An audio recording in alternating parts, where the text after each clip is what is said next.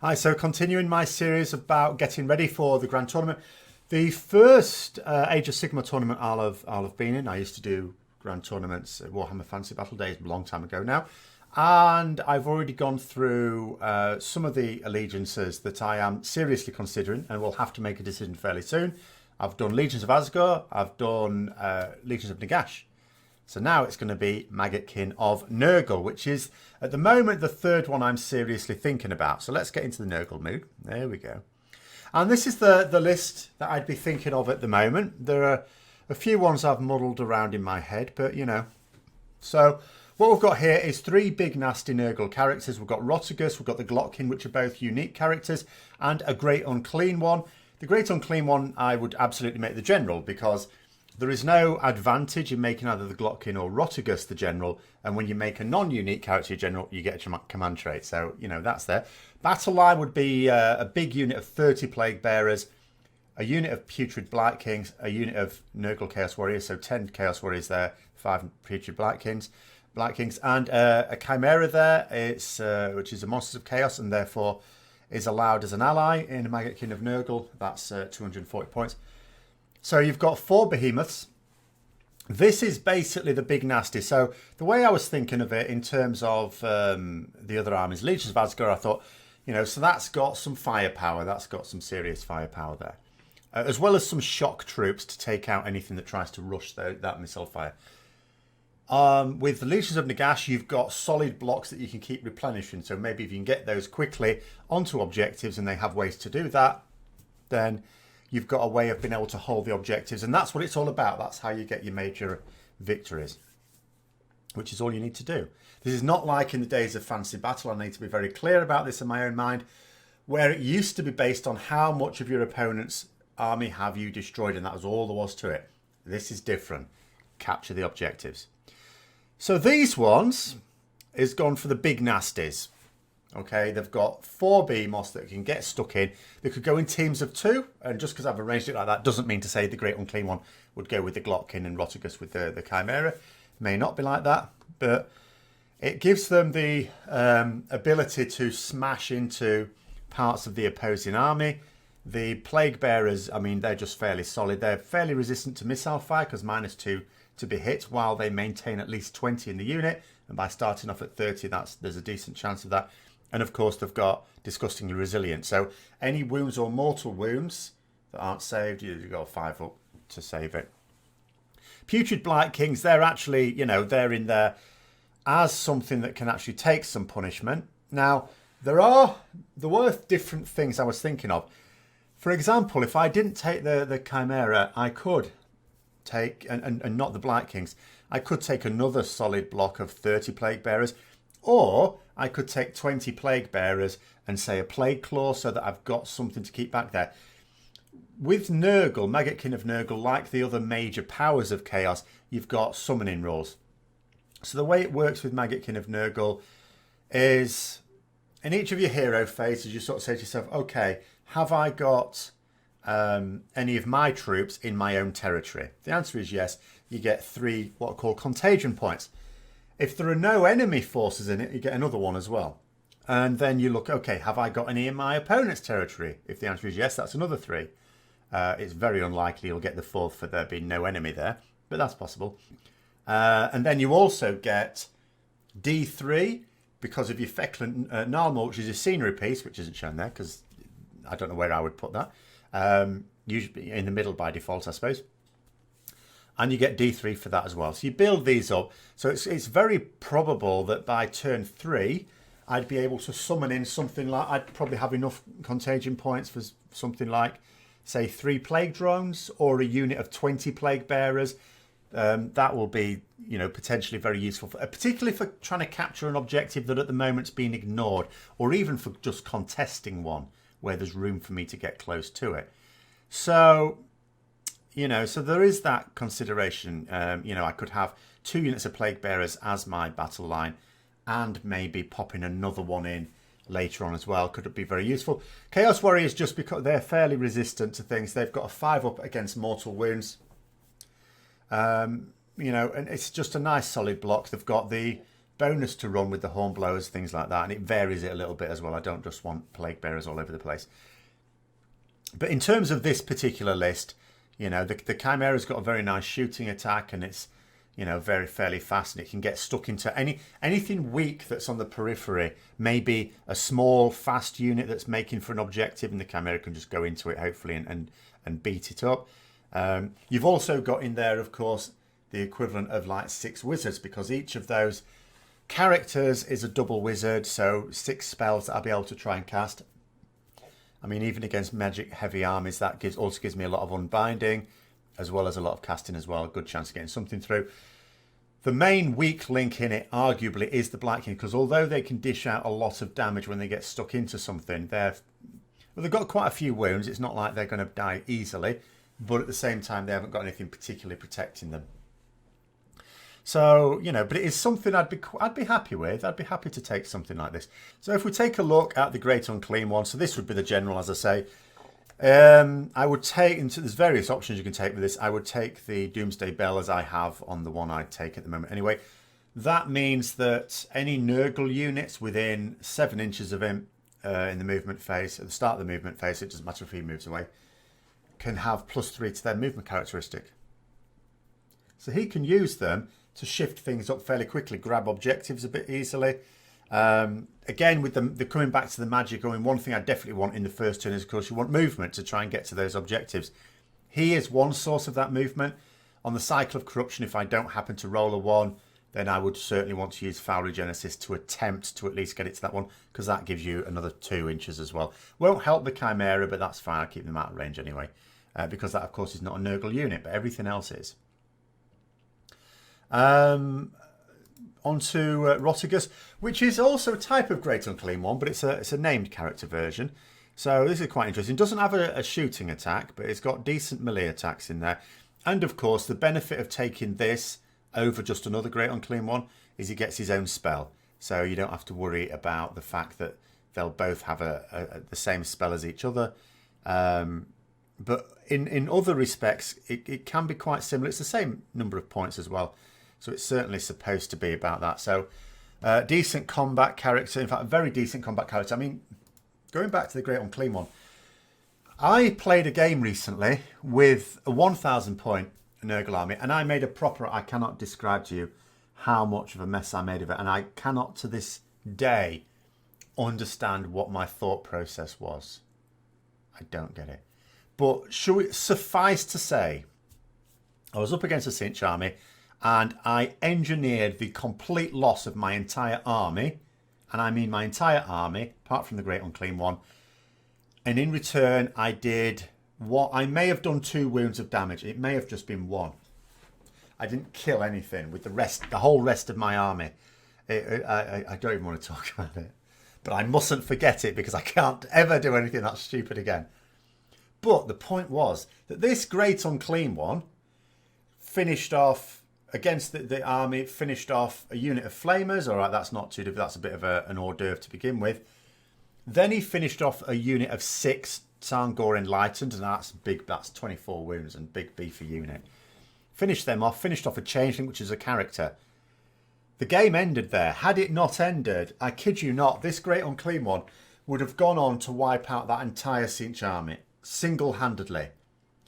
You know, he'd given it his best shot against it with all his most powerful troops, and I'd taken them all out, and he'd lost me half the wounds on it.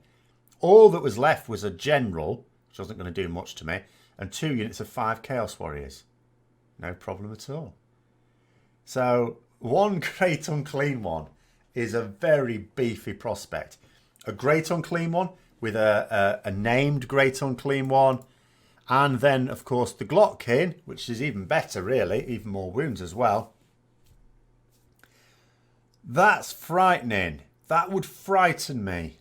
And now I know there are some Nurgle players who take 3 Great Unclean ones, for example. I think some of them may even use the battalion where they... Because you think to yourself, well, there's a problem with that is they've all got that spell, the Plague Wind spell. But that battalion ability allows them to... Only one of them can cast it still, but it allows it to combine the effects of it. Because it does like D3 damage, but this makes it do 3 D3 damage. As long as they're all in range, they have to stay together.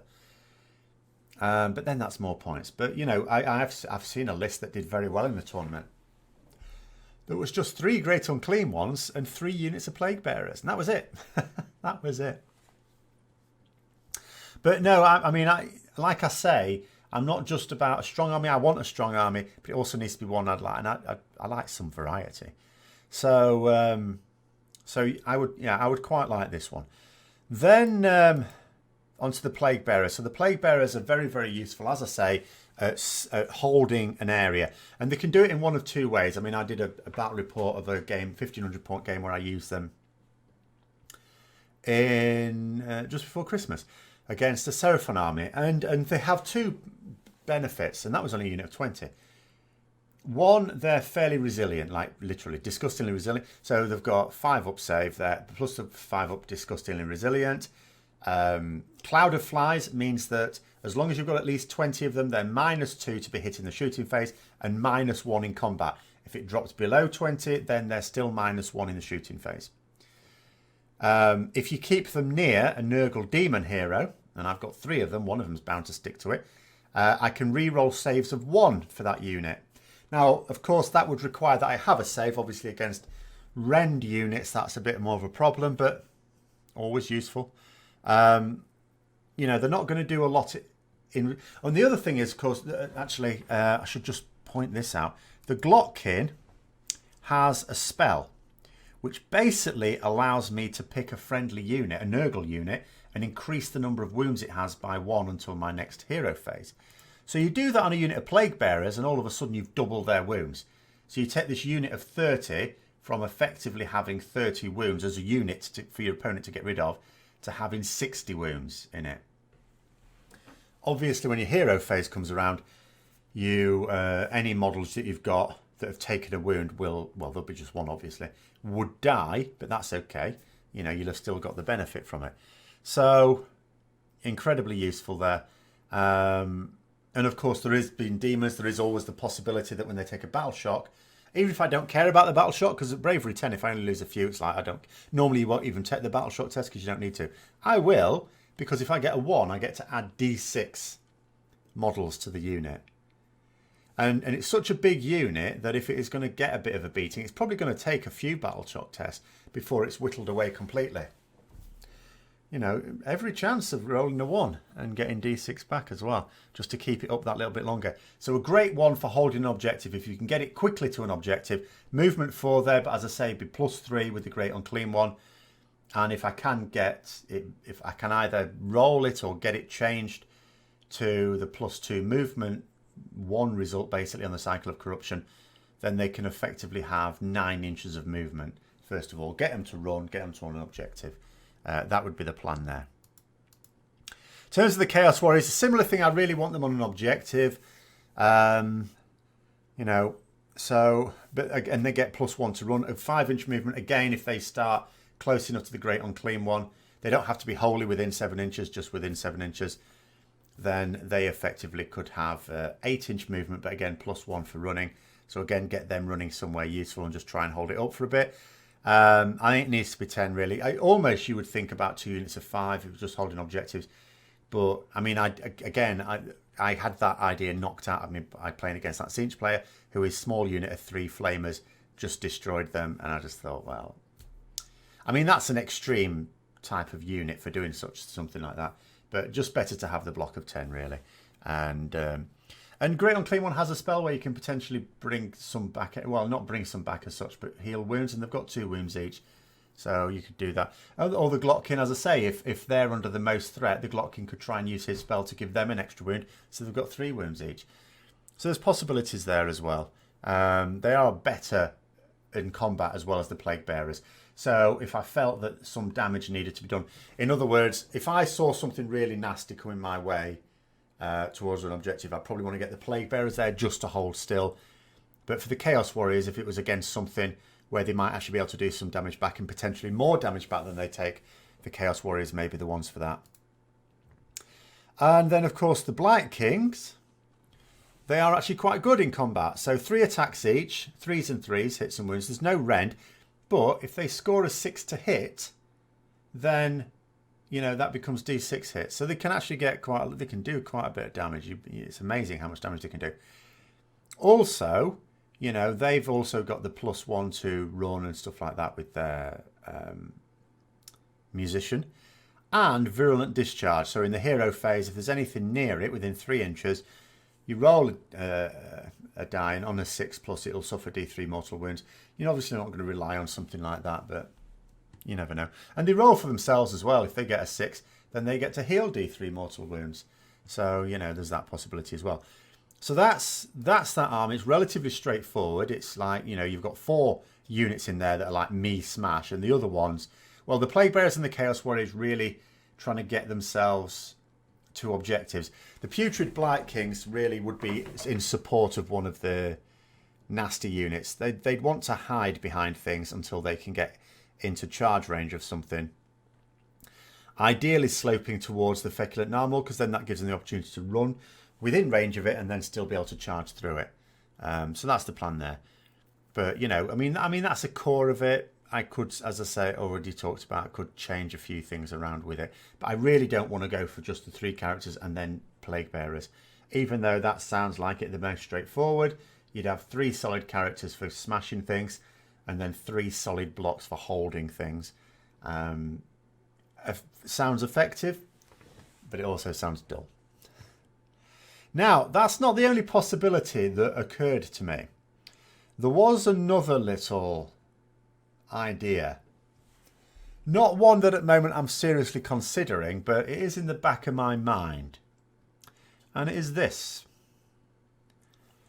Taking Archaon.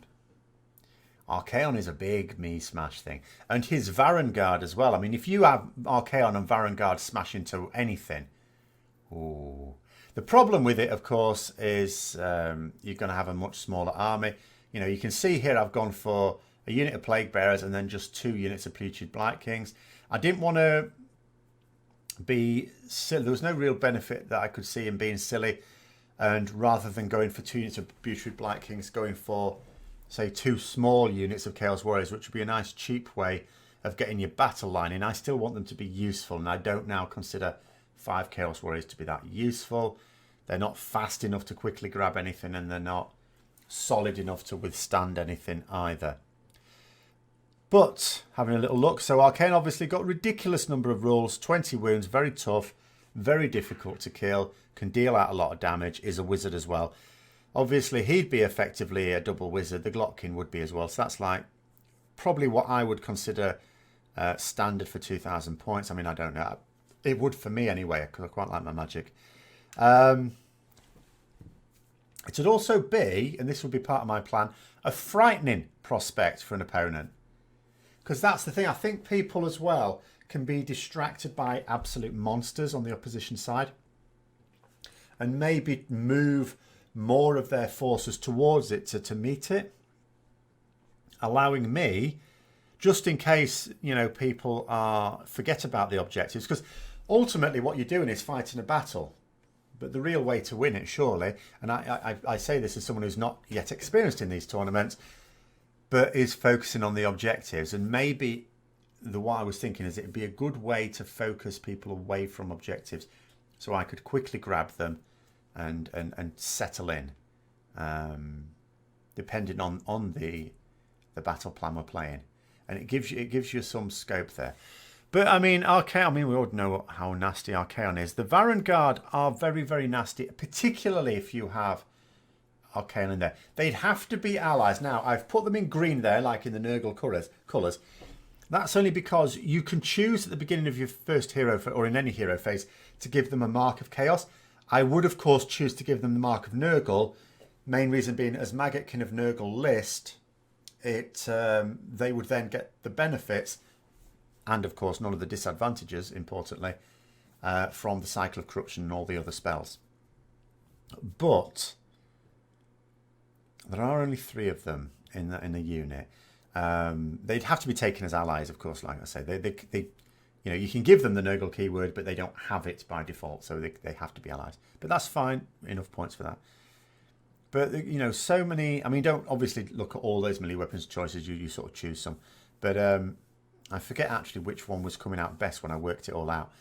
But, you know, a charge with them, if you can keep them whole, they've got 5 wounds each, but they've only got 3+ save. And unlike Chaos Knights have got the rune shields, which means if mortal wounds come flying their way, they've got a 5+ save against it. These guys don't. That's confused me a little bit. Their shields do still give them a bonus. I mean, it gives them a bonus against magic. If any, you know, if it was magic that was the source of the mortal wounds, then it would, because any spell used against them on a 4-up, they can ignore. It doesn't dissolve the spell as such, because it might be something that affects multiple units, but they can ignore it, and you know, Archaon has a similar thing. So from the point of view of mortal wounds with spells, I mean, that would be better, but mortal wounds from just normal units attacking or missile weapons, something like that, no help against that. So I would be concerned about people potentially focusing fire, but when you look at a lot of the armies, not a lot of people bring stuff where they would be able to focus fire. So it might be okay, it might be worth considering. My main issue with it all is not so much that I don't think Arcane and Varagard would be super nasty. I think they absolutely would. It's the 2 units of Putrid Blight Kings, because if I'm looking at it and I'm being honest, I'm thinking I've taken those to fulfill the battle line requirements, but I'm not sure how useful they would be. 1 unit, yes. 2, I'm not so sure. And that's a potential issue, and it's not like I've got much choice with anything else really. So that is the main concern. It's like when you've gone for Archaon, some Varangard, and a big nasty character in the form of the Glotkin, then you're thinking... And of course I could step it back. I could instead choose to take a Great Unclean one. That would free up 80 points, which then frees up another choice. So I could turn, for example, that Putrid Blight Kings unit, or one of them, into a unit of 20 Plague Bearers. So there's all sorts of things I could do to vary it a little bit. So that's why I'm not discounting it so far. And as I say, it has that fear factor. So basically what I've gone through at this point is there's 4 lists. One of them quite nice with the Legion of Asgore. So you've got some missile fire that allows you to target and snipe potentially nasty monsters, characters on the opposing side.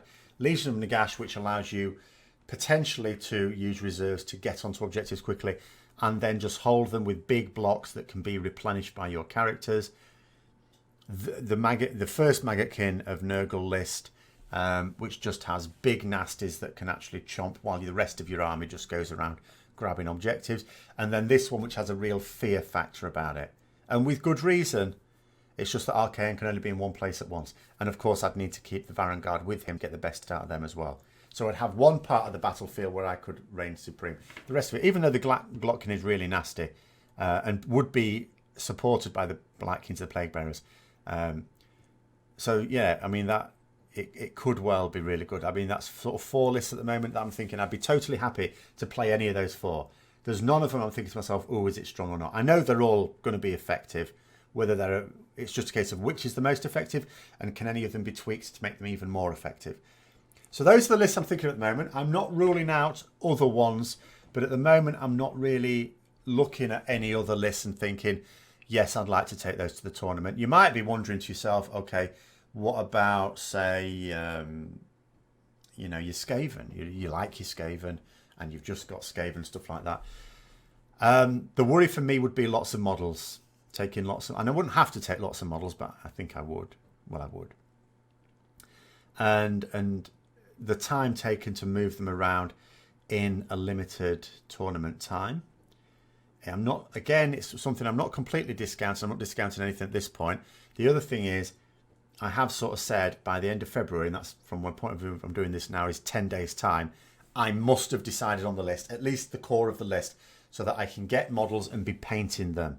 Because I need to, and I'm not quick at painting, I need to be painting them and I need to be able to play some practice games. I'm not likely to be able to get any decent 2,000 point practice games, but I need to be able to practice with at least the core of them. Hopefully 1,500 point games. Persuade some people at the club to do that.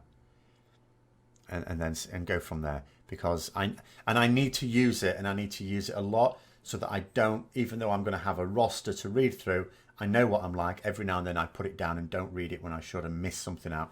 And I don't want to miss out on something. I don't want to have one of those situations where then following turn you go, oh, I had that rule and I completely forgot about it. And that, because it could easily have swung a key moment in the game, and I really wouldn't want that on my conscience either. So I need to practice with it to get these things in there. So anyway, let me know what you think, as I say, in the comments below. I hope you enjoyed the video. If you did, don't forget to click the like button, subscribe for further content. Until next time, I'll see you later.